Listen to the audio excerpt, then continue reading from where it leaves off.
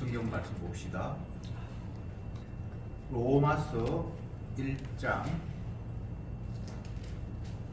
18절에서 23절까지 교독하겠습니다. 1장 18절에 여호와의 진노가 불의로 진리를 막는 사람들의 모든 경건치 않음과 불의에 대하여 하늘로조차 나타나나니 이는 하나님을 알만한 것이 저희 속에 보이니라. 하나님께서 이를 저희에게 보이셨느니라. 창세로부터 그의 보이지 아니하는 것들 곧 그의 영원하신 능력과 신성이 그 만드신 만물에 분명히 보여 알게 되나니 그러므로 저희가 핑계치 못할지니라. 하나님을 알되 하나님으로 영원하게도 아니하며 감사하지도 아니하고 오히려 그 생각이 허망하여지며 미련한 마음이 어두워졌나니 스스로 지혜 있다 하나 우준하게 되어 썩어지지 아니하는 하나님의 영광을 썩어질 사람과 검수와 거르지 형상의 우상으로 바뀌었느니라. 아멘. 오늘 읽은 로마서 1장 18절부터 23절까지의 말씀은 하나님께서 진노하시는 이유에 대해서 설명하고 있습니다. 하나님이 화를 내신다는 거예요. 왜 화를 내시는가? 우리는 하나님의 화내심에 대해서 그다지 관심이 없고 내가 화나는 일이 없었으면 좋겠다 라고 생각하면서 나에 대해서 내 심기를 내가 살피는 거죠. 하나님의 심기를 살피는 게 아니고 내 심기를 살피고 아니면 조금 더 여유가 있으면 내 주변에 있는 사람의 심기를 눈치를 보고 살피는 거예요. 왜냐하면 내 주위에 있는 사람이 화를 내거나 분노하면 내가 불편하기 때문에 그래서 남을 생각하는 건 아니고 내 생각해가지고 주변을 살피는 거예요.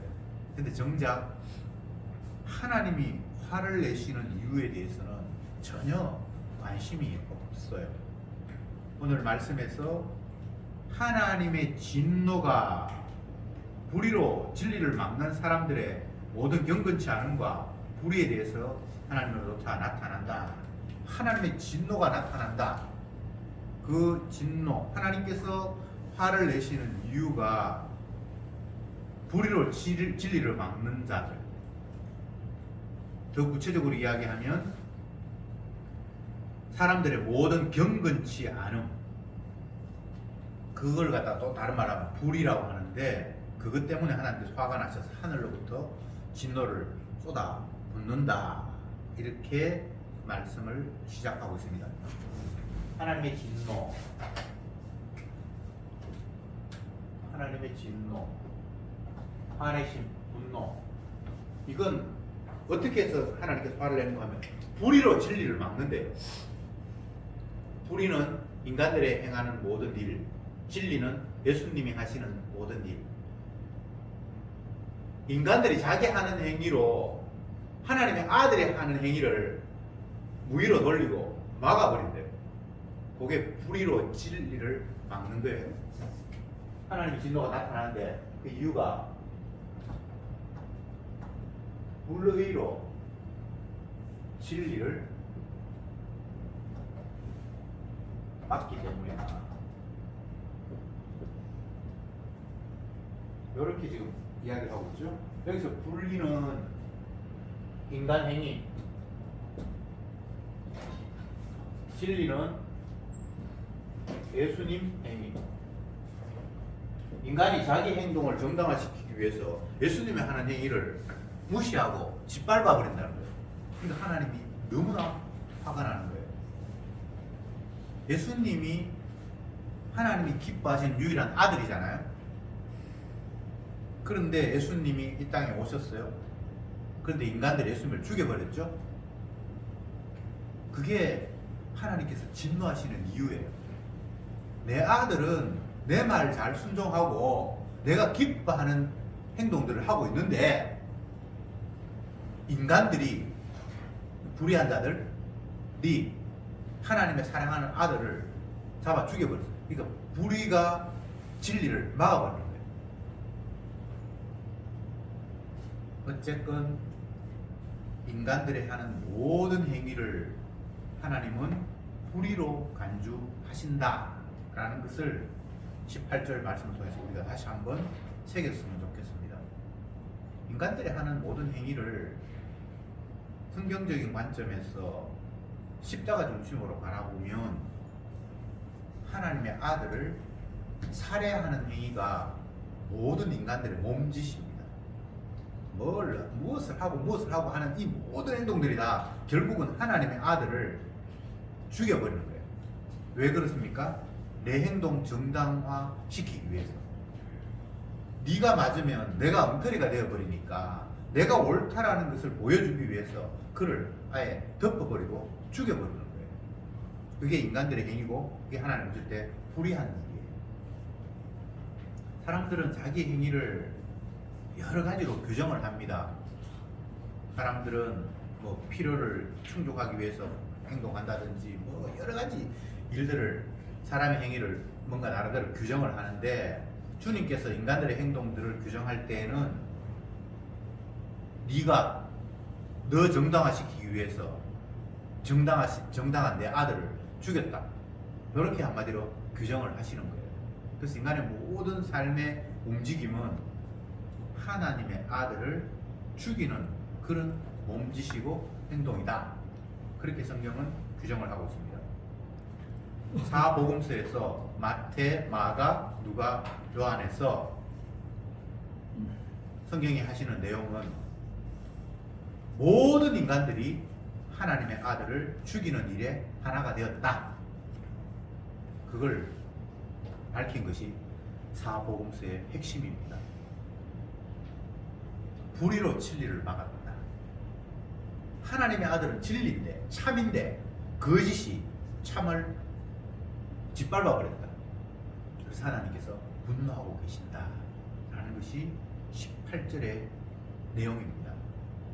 세상을 주님은 이렇게 바라보고 있는데 과연 예수님을 믿는다고 하는 나는 세상을 이런 관점으로 파악하고 있는가?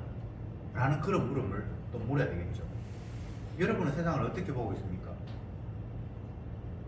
불의가 진리를 막고 있고 그래서 하나님께서 이 세상을 향해서 화를 내고 계시는구나. 그런 식으로 세상을 규정하고 계십니까? 세상에 똑똑한 사람들도 많고 배운 사람들도 많고 뭐 신으로부터 뭐 깨달음을 얻었다고 하는 사람들도 많은데 그들의 많은 주장들 가운데에서 이 세상은 불의로 진리를 막기 때문에 이 세상을 만드신 하나님이 화내신다 라는 관점으로 세상을 규정하는 사람을 저는 한 번도 본 적이 없어요. 여러분 유명한 뭐 교수나 아니면 종교적인 지도자나 그런 사람들이 이런 식으로 세상을 바라보는 걸 여러분이 혹시 들었거나 본 적이 있습니까? 전혀 이런 관점이 아니죠. 최근에 경기도 어느 모텔에서 불이 나서 사람이 뭐 8명이 죽고 했다는 신문이 계속해서 났어요. 근데 그런 사건을 보면서 하나님이 진노하셔서 이런 일이 벌어졌다 이렇게 바라보는 안목이 없어요. 모텔이 지은 지가 오래됐는데 소방 규정을 뭐 어기고 뭐 매트 같은 것도 십몇 년 됐는데 한 번도 점검도 하지 않고 매트에 사람들이 8층에서 뛰어내렸는데 매트가 뒤집어가 죽고 있으니까 매트는 높은 데서 뛰어내려서 그걸 안전하게 하기 위한 거가 매트인데 그걸 잘 점검도 하지 않고 뭐 이렇게 해서 결국은 매트가 사람을 받아서 챙기는 게 아니라 사람을 죽이는 일을 했다 뭐 등등. 그리고 뭐 때문에 불이 일어났다 이런 식의 평가를 하고 진단을 하지 하나님이 화가 잔뜩 나셔서 그 화를 풀면서 이런 일들이 벌어졌다라고 아무도 생각하지 않는 거예요. 그 모텔에서 죽은 어떤 딸이 엄마한테 마지막으로 뭐 2, 3분 동안 통화하면서 엄마 나 지금 불에 곧 타 죽을 거야 뭐 어쩌고 내 시체 뭐 어쩌고 이렇게 뭔가 말을 했다는 거예요. 그래서 그 부모가 너무나 애달파하고.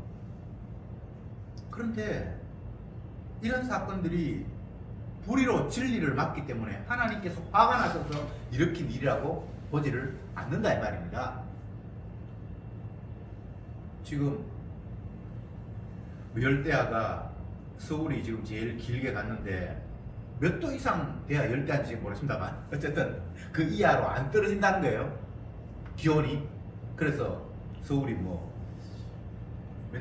며칠까지 지금 해가지고 지금 기록을 세웠다라고 그렇게 신문에 났어요. 근데 그 뜨거워진 열기, 밤이 돼도 식지 않아서 잠을 이루기 힘든 이런 이 사태를 분석을 하면서 하나님께서 이 세상을 바라보면서 진노하셔서 이런 일이 벌어졌다라고 그렇게 평가하는 그 평가가 없어요. 그냥 뭐 대기가 어떻게 돼서 위에서 뭐 공기가 찬 공기가 어쩌고저쩌고 막 이렇게 설명을 한단 말이죠. 여러분, 이런 인간들의 평가 자체가 오늘 본문에 의하면 미련함이고요. 21절에 하나님을 알되 하나님을 영화롭게도 아니하며 감사치도 아니하고 오히려 그 생각이 허망하여지며 미련한 마음이 어두워졌느니라. 그걸 미련함이라고 그래요. 하나님 계시고 하나님께서 모든 것을 하시는데 그 하나님을 바라보고 하나님 앞에 순종하는 것이 아니라 다른 방법으로 뭔가를 해결하려고 하는 이 모습, 이게 미련함이에요. 지금 이 세상은 온통 하나님이 화를 내고 계시고 너무나 화가 잔뜩 나 있는데 그 화가 잔뜩 난 이유가 불의로 인간이 자기 옳다함으로 진짜 하나님이 기뻐하시고 옳다고 인정하시는 그 아들의 행위를 덮어버리고 짓밟아버리고 그래서 하나님께서 화를 내고 계신다.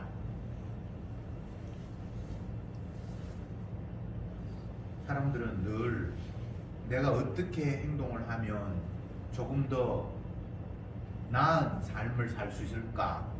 어떻게 행동을 하면 남들로부터 사랑을 받을 수 있을까? 계속해서 내 행동에 대해서 관심을 기울이고 이렇게도 해보고 저렇게도 해보고 이렇게 했을 때는 이런 결과가 왔는데 이렇게 해서는 이런 결과가 왔네? 그럼 다음에는 이렇게 한번 바꾸어 볼까?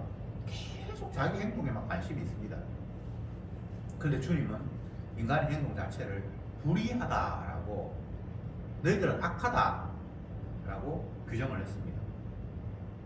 그러면 불의하지 않은 오로움, 의로움 그건 하나님의 아들의 행위죠. 그걸 진리라고 이야기되는데 하나님의 아들은 아버지 뜻을 따라 이 땅에 오셨고 아버지가 원하는 대로 살다가 그냥 아버지 원하는 대로 세상에 끝이 났어요. 아버지 뜻대로 내 뜻대로 마옵시고 아버지 뜻대로. 우리가 이런 너무나 기초적이고 근원적인 사태를 간과하면서 살아가요. 그 고상한 걸 추구하는데 그 고상한 거 다 집어치우고 가장 기본적인 거 인간의 행위는 다 불의해. 왜? 하나님이 하는 행위를 짓밟아 버렸으니까. 그를 죽여버렸으니까. 왜? 내 정당함을 인정받아야 되는데 저분이 살아계시고 저분의 말이 옳으면 나의 정당함이 훼손되니까 그냥 짓밟아 버리는 거예요.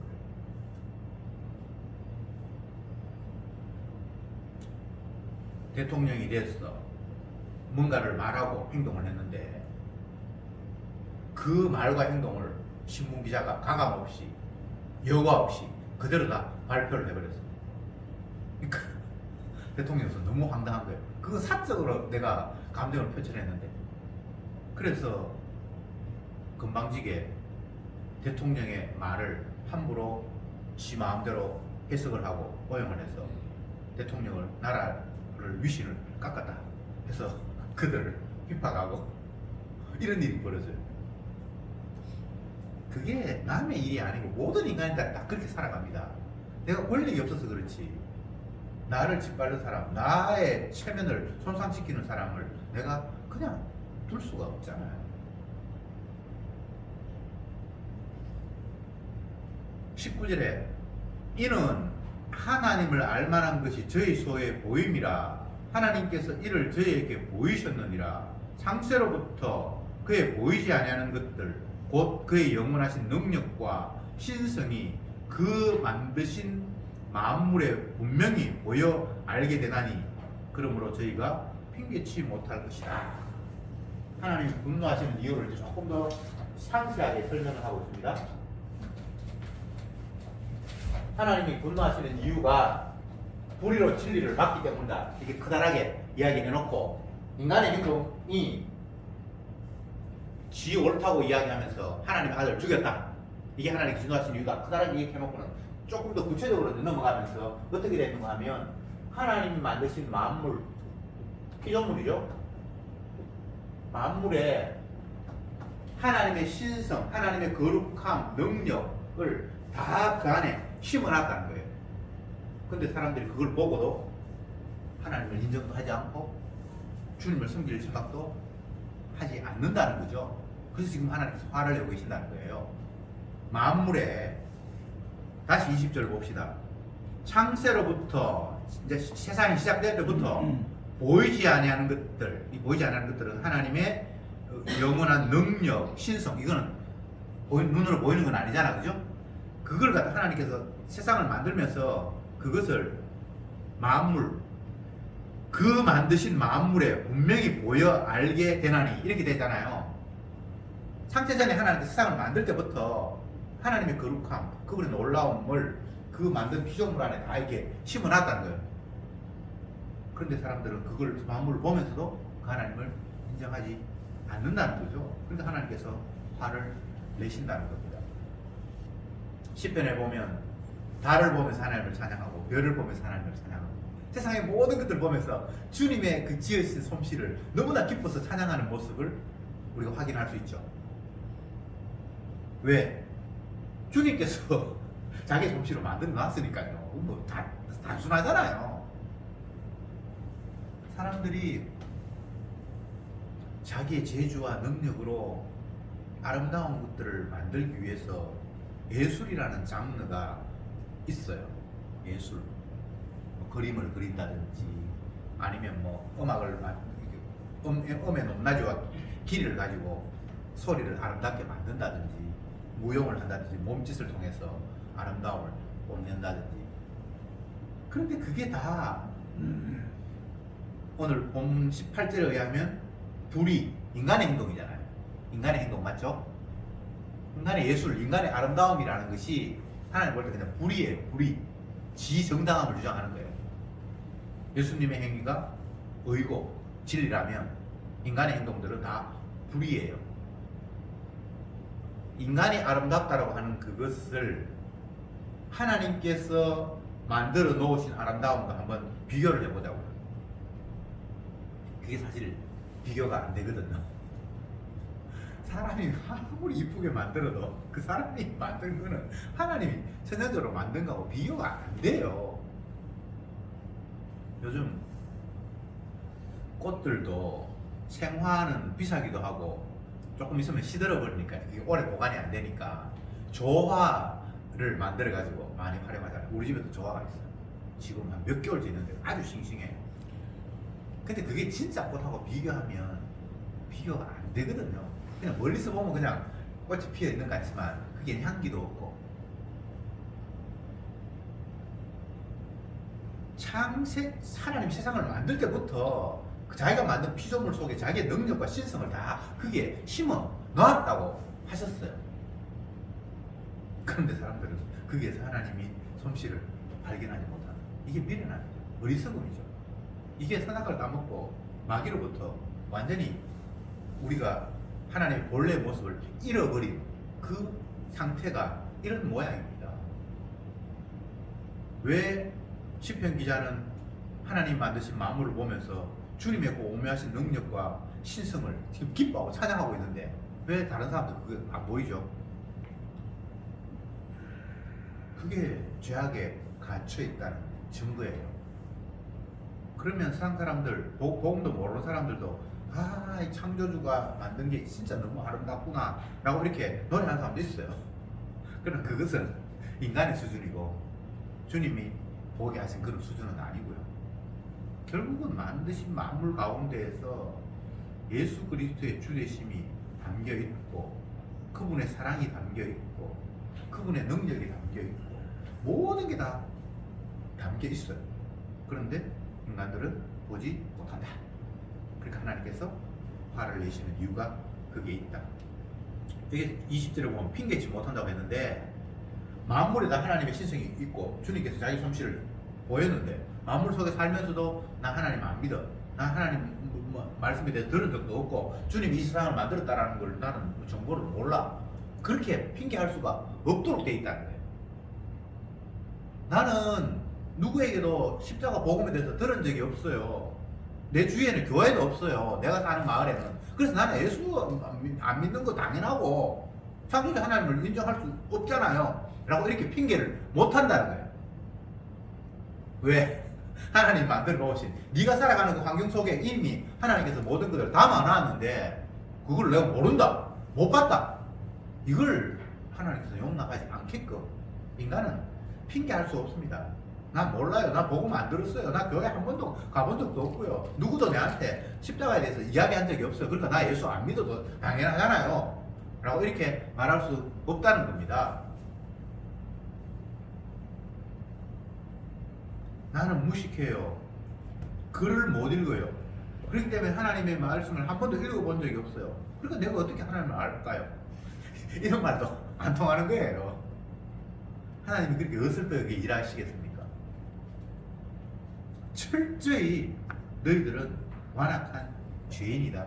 그래서 내가 너무나 이 세상을 보면서 너희를 보면서 내가 부글부글 지금 끓고 있다라고 말씀을 하고 계시는 거예요. 21절에 하나님을 알되 하나님으로 영화롭게도 아니하며 감사치도 아니하고 오히려 그 생각이 허망하여지며 미련한 마음이 어두워졌나니.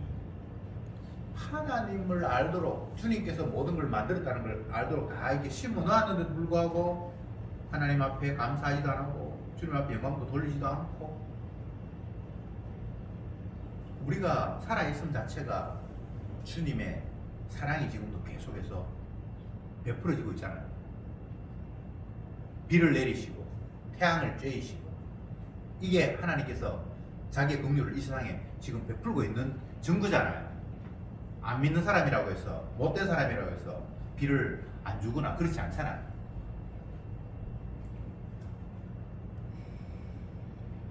천체 만물이 돌아가는 것들이 주님의 긍휼 속에 지금 움직여 가고 있거든요. 하나님 비를 내리지 아니하신다거나 햇빛을 쬐이지 않는다거나 하면 우리 입에 먹을 게 아무것도 들어갈 게 없어요. 요즘은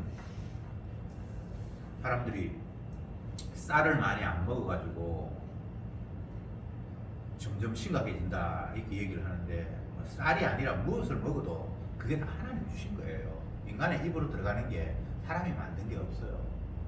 하나님 주신 걸 갖다가 이렇게 썩고 가공하고 이렇게 조리하고 해서 먹기는 먹는데 그게 다 하나님 주신 거거든요.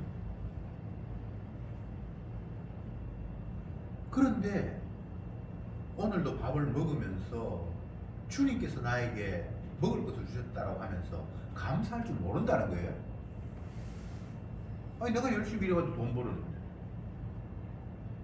그렇게 생각을 한다든지 또 아니면 남들은 이거보다 더 좋은 거 먹는데 나는 매일 이것밖에 못 먹냐라고 그렇게 한다든지 그게 감사도 없고 영화롭게 하는 것도 없고 그러니까 하나님이 화내시는 이유가 다른 먼 데 있는 게 아니고 내 생각과 내 행동과 내 말 속에 하나님이 화를 내신 이유들이 그냥 잔뜩 있다는 이야기를 오늘 본문에서 실어 놓았어요.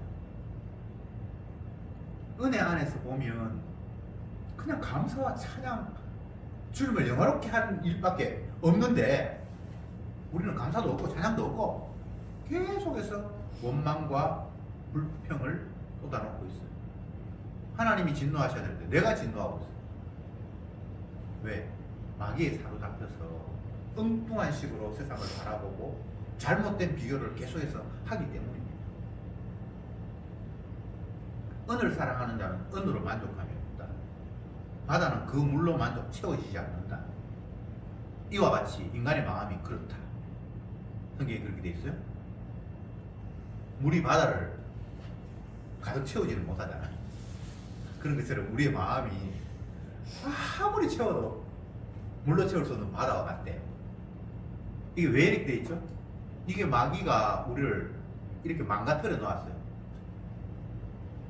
은을 사랑하는 사람은 은으로 만족하면 됩니다. 쉽게 이야기하면 돈, 물질 이걸 탐내는 사람들은 아무리 물질이 많아도 이제는 됐구나 라고 하는 사람이 없다는 거예요. 세상에서 제일 부자가 누굽니까? 빌 게이츠입니까? 누군지 모르겠는데 그 사람이 돈이 어마어마하게 많잖아요. 한평생 자기가 먹고 살아도 남을 만큼 엄청나게 쌓였잖아요. 그러면 이제 돈 버는 일을 그만둬야 되잖아요. 그만둡니까? 우리보다도 더 열심히, 없는 애보다도 더 열심히 돈 버는 일에 매진하고 있어요. 그게 여러분 이상하지 않습니까? 그게 인간이 만족감이 없는 거예요. 그 무엇으로도 채울 수 없어요. 우리의 그 허한 결핍된 마음을 세상에 그 무엇으로도 채울 수 없어요. 그래서 날마다 축구 감독이 나는 아직도 배고프다 그런 이야기를 해가지고 유명해졌는데 그 축구 감독이만 그런 게 아니고 모든 인간들이 다 지금 결핍을 느끼면서 모자람을 계속해서 호소하고 있어요. 이거 더 채웠으면 좋겠다. 이거 채웠으면 좋겠다. 날마다. 그게 왜 그렇습니까? 진짜 모자라서 그래요? 아니, 하나님의 관점에서는 피조물들이 결코 모자람이 없어요. 제가 자주 인용하는데 이스라엘 백성들이 광야 40년 동안 생활하면서 너희들이 부족한 게 있었냐? 주님께서 그렇게 질문을 하세요. 주님의 관점에서는 자기가 다 주셨어요. 근데 인간의 관점에서는 부족함이 있었다 없었다 너무너무 부족한 게 많은 거예요. 이게 지금 문제라는 거예요. 주님은 자기가 만드신 그 피조물 속에서 필요한 대로 다 먹이고 입히고 채워주고 다 그렇게 하고 계세요. 이스라엘 백성들뿐만 아니라 모든 것들이 다 지금 그렇게 돌아가고 있어요. 그럼 주님은 인간들은 그렇게 생각하지 않는 거예요. 날마다 모자라요. 다오 한다고 성경에 그렇게 돼 있어요. 그러면 자꾸 주면 채워지는가? 그건 밑 빠진 독이에요. 아무리 부어도 밑으로 그냥 줄줄 새버리기 때문에 거기는 만족함이라는 게 없어요. 그게 인간의 마음이라는 거예요. 그게 인간의 어리석음이라는 거예요. 그래서 우리가 그 어리석음 지점, 왜 우리가 결핍을 느끼는지를 깨달으면 찬송할 수 있고 감사할 수 있고 결핍이 아니라 부족함이 없으리로다 내 잔이 넘치나이다라고 바뀌게 돼요. 풍부에 처할 줄도 알고 빈곤에 처할 줄도 알고 나를 위한 풍부도 나를 위한 빈곤도 아니고 주님의 뜻을 드러내기 위해서 나를 높였다가 낮췄다가 울게도 하시고 웃게도 하셨고 병들게도 하시고 치료게도 하시고 그건 하나님께서 당신의 뜻을 드러내기 위해서 이런저런 환경으로 나를 데리고 가시니까 그 자리가 그냥 찬송의 자리고 감사의 자리지 나 불편해요. 그건 자기 관점인 거예요. 우리의 관점이 아닌 주님의 관점에서 모든 것들을 바라볼 때에 조금도 부족함이 없어요. 하나님은 자기 기쁘신 뜻대로 모든 일을 다 펼쳐 가시는 겁니다.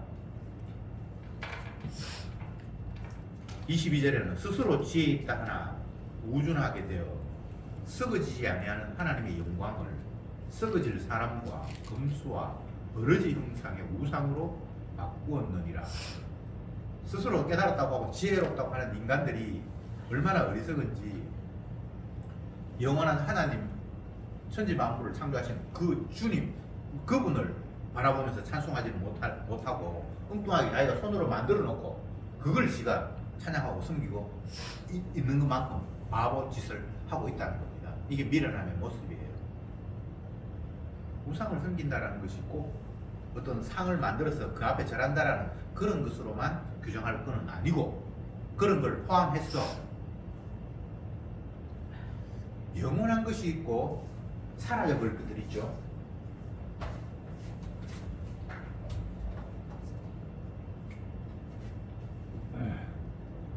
영원함이 있고 또 임시적인 것이 있어요. 이 땅의 피조물을 우리가 눈으로 확인하고 손으로 만지는 모든 피조세계는 다 임시적인 거예요. 잠깐 있다 사라져 버릴 것들이에요. 영원한 것은 주님의 약속밖에 없어요. 말씀. 그런데 영원한 게 있는데 임시의 것들을 붙들고 그걸 숨기고 있다는 거예요. 이 오늘 말씀에 인간이 어리석어서 바보여서 이게 안 이룬 사람이 아무도 없어요. 모두가 다 이 어리석은 것. 여기 보면 다시 25절 봅시다. 23절 봅시다. 썩어지지 아니하는 하나님의 영광을 영원함 그걸 갖다가 썩어질 사람과 검수와 버러지 형상의 우상으로 바꿔버렸다. 그 영원한 하나님을 붙들고 그걸 섬기는 것이 아니라 썩어질 것들 이쪽 편에 마음을 빼앗겨서 그걸 지금 섬기고 있다는 거예요. 물질을 섬기고 있고 인간을 섬기고 있고 자기 자신을 높이고 있고 썩어질 건데 섬겨야 될 사람이 따로 계시는데 엉뚱한 걸 지금 섬기고 있다는 거예요. 그게 다 우상 숭배라는 거예요.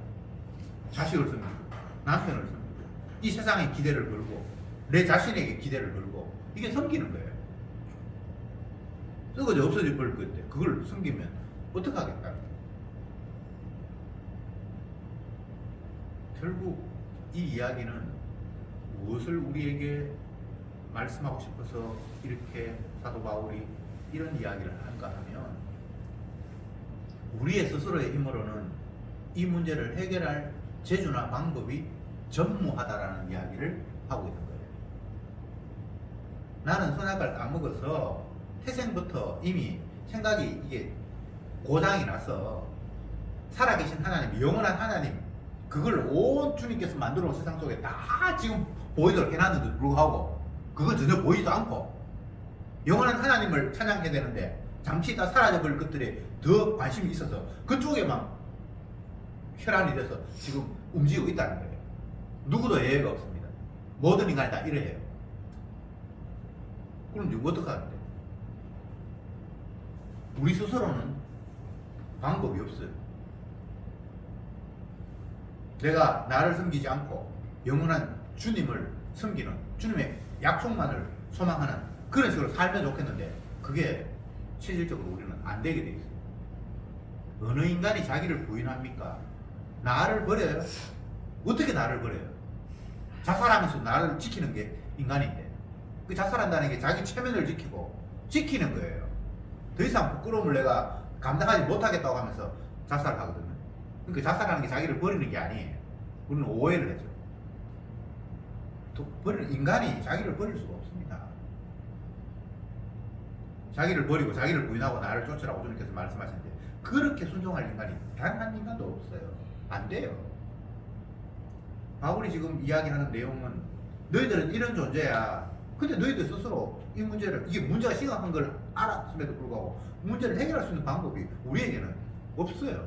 그럴 능력도 없고 결국은 하나님의 아들이 우리가 받아야 될 저주를 대신 받음으로 말미암아 우리를 그 저주에서 해방시키는 방법 말고는 다른 방법이 없다고 바울은 말하고 싶어서 이런 이야기를 앞에 끄집어내는 거예요.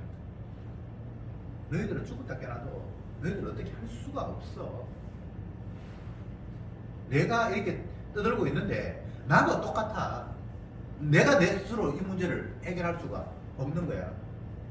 그래서 나는 예수 그리스도 그 십자가에 못 박힌 것 외에는 너희들이 아무것도 관심을 안 가졌으면 좋겠어. 이런 이야기로 말씀은 흘러가는 거예요.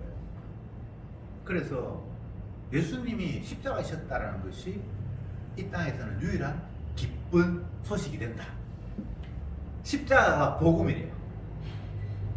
하나님의 아들이 이 땅에서 죽었다라는 게 이 세상에서 유일한 기쁜 소식이라는 거예요. 얼마나 놀라운 소식입니까?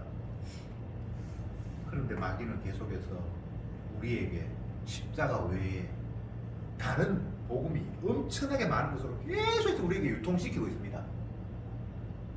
교회가 성장했다, 자녀가 성공했다, 뭐 병이 걸렸는데 병에서 나았다, 이런 걸 자꾸 복음이라고 유포시키고 있어요. 은혜 받았다고 간증하는 사람들의 그 입에서 나오는 내용들이 예수님의 십자가가 그에게 복음이 되지 않잖아요. 그거 아닌 다른 기쁜 소식을 가지고 사람들에게 유통하고 있고, 사람들은 그게 자기에게도 기쁜 소식인 것처럼 들리면서 아이고 좋겠다, 나도 들려줬으면 좋겠다라고 맞장구 치면서 은혜 받았다고. 그게 어리석음 속에 있는 죄악된 인간들의 실상입니다.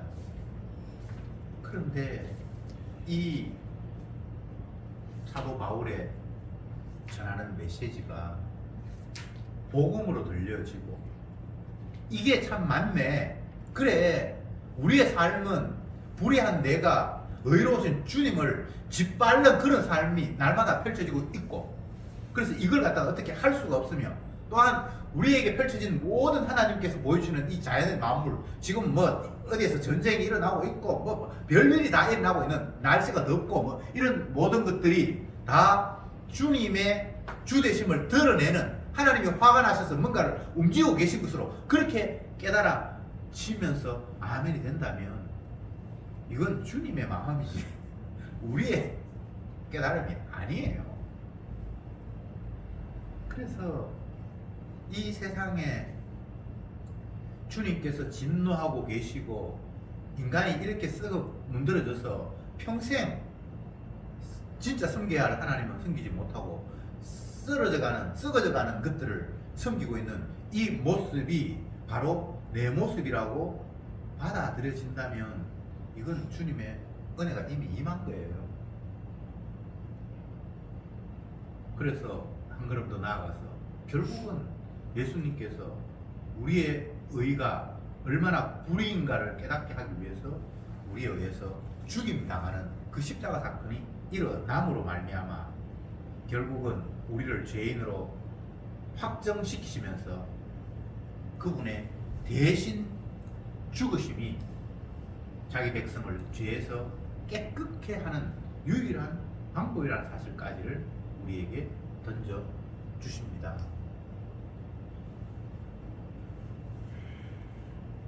이스라엘 백성들이 애굽에서 나와서 가나안 땅으로 가는 그 과정에서 애굽의 왕이 이스라엘 백성들을 안 내보내 주려고 안간힘을 씁니다. 주님이 많은 책망들 가운데 이런 말씀을 하세요. 이스라엘은 내 장자다, 내 맏아들이다. 네가 내 맏아들을 괴롭히고 안 내보내 주려고 하니까 내가 네 나라에 있는 모든 맏아들을 다 죽이겠다. 그렇게 말씀합니다. 엄청난 일이죠. 이스라엘 백성들이 마지막 탈출해서 나올 직전에 그 밤에 애굽의 모든 장자를 하나님 다 죽여버렸어요. 왜요? 하나님의 장자를 그 애굽의 최고 높은 대장이 괴롭히고 했다고 하나님께서 화가 났습니다. 네가 내 장자를 건드려 내가 네 장자를 가만두지 않는다 하면서 다 죽여버렸어요. 이게 하나님의 진노의 모습이에요. 세상에 뭐 어떤 일이 있어서 뭐 어떤 사람이 죽고 뭐 어떤 일이 벌어지고 그건 정말 지엽적인 일이에요. 하나님의 진노에 그냥 작은 파편에 지나지 않아요. 주님이 크게 진노하는 모습들을 성경을 통해서 우리가 보잖아요. 노아의 홍수라든지 아니면 소돔과 고모라라든지 애굽의 모든 장자가 다 죽는다든지 애굽의 그 당시가 제일 큰 나라였는데 큰 도시였는데 그게 집집마다 다 한 명씩 다 초상이 났다고 하면 가정을 해보세요. 생각을 해보세요. 이게 얼마나 하나님이 화가 나셔서 이런 일을 하셨을까? 이유? 하나님이 사랑하는 하나님의 장자를 네가 괴롭혔다는 이유로 네 장자 내가 죽일게 라고 이렇게 말씀하시는 분이 여호와 하나님. 하나님이 두려운 줄 알아야 세상이 시시하게 보여요. 근데 하나님의 두려움이 없으면 세상이 너무 두려워요. 돈 없으면 내가 못 살 것 같고 권력 있는 사람 앞에 너 해고야 그 한마디 하면 내가 밥줄이 끊길 것 같고 자녀가 또 어떤 때는 너무나 두려운 대상이 돼서 엄마 나 그러면 나 집 나갈 거야. 아니야 내가 잘못했어. 네 요구 다 들어줄게. 뭐 드라마 이야기 같지만 그 드라마 이야기가 다 우리의 이야기잖아요. 왜 그런 줄 아세요? 하나님이 두려운 줄 지금 감을 못 잡고 있기 때문에 세상이 너무 두려운 거예요. 주님은 정말 무서운 분입니다. 말씀을 정리합시다. 주님의 진노에 대해서 우리가 무감각하면 안 돼요. 세상 전체는 하나님이 지금 화를 내고 계시는 장면이 지금도 확 모두가 다 펼쳐지고 있어요. 사람들의 진노? 높은 사람이 화를 냈다? 그거는 게임이 안 돼요. 세상은 주님이 자기 영광을 위해서 만드셨고 자기 뜻대로 모든 것들을 이루시면서 마지막으로 자기 영광을 받는 것으로 종결시키는 것이 하나님의 계획입니다. 그게 우리가 뭐 내 원하는 것도 주님 조금 들어주세요, 그런 말 할 이유가 없어요. 내 원하는 게 들어지면 그건 불의로 진리를 막는 거예요. 주님이 원하시는 대로 돼야죠. 내가 높아지면 안 되잖아요. 그 아들이 높아야 되잖아요. 그렇죠? 그래서 더 이상 나를 자꾸 어떤 일에 대입시키지 마세요. 나를 어떤 일에 대입시키면 안 되고요. 예수님을 거기에 집어넣어야 돼요. 모든 상황에서 예수님을 거기에 대입시켜야 돼요. 나를 거기에 집어넣으면 그거는 반칙이에요. 그건 불의로 진리를 막는 일이에요. 나 말고 하나님의 아들, 내 행동 말고 예수님의 행동, 내 기쁨 말고 예수님의 기쁨, 내 영광 말고 예수님의 영광. 그럴 때에 하나님의 진노가 아니라 주님의 기쁨을, 즐거움을 우리가 볼 수 있습니다. 기도합시다.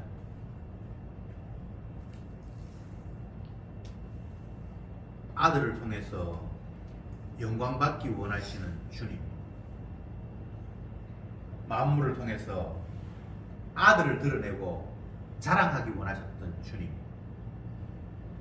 오늘 이 시간 다시금 이 세상이 주님의 영광을 위해서 만들어졌고 그 주님의 영광은 아들을 통해서 펼쳐졌다는 사실을 다시 한번 되새기게 하시니 참으로 감사합니다.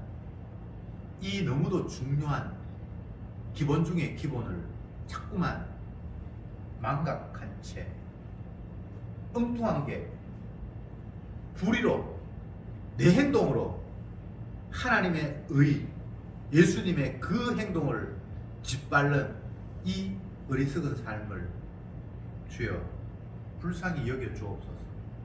내 힘으로는 이것을 막을 방법도 없고 멈출 재주도 없습니다.